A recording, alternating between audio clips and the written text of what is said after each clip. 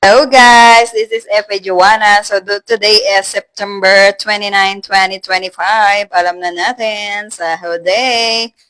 Kung hindi ka pa nakapag-attend ng financial planning, of course, ang una mong gawin is bayad agad ng utang, pay bills. So, is-share ko sa inyo yung tatlong klase ng Pinoy pagdating ng sahod. Una, syempre, gastos agad. Syempre, sahod day, I deserve, di ba? Pag nag-iipon siya, iniipon niya kung ano yung natira. That's Pinoy number one. Pinoy number two, okay. Bayad ng utang. Nauna si utang bago ang sahod.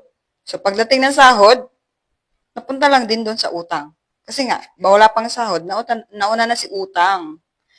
Kumbaga, hindi na niya kontrolado yung pera niya. Kontrolado na siya ng pera niya. And third, ang pangatlong Pinoy, ito, idol ko to. Pagdating ng sahod, nagtabi na agad. Bago gastos, bago bills, bago kung ano yung pinagkakagastusan, nagtabi na agad. Kasi alam niya, kapag inuna niya yung gastos, walang matitira. Wala siyang maitabi. So, ang ginagawa niya, after niya, pagkadating ng sahod, kontrolado niya yung pera niya.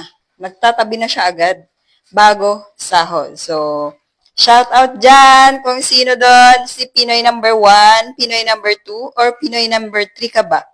So, for more tips, follow for more. This is F.A. Joanna. Happy payday. Sana happy ka sa payday mo.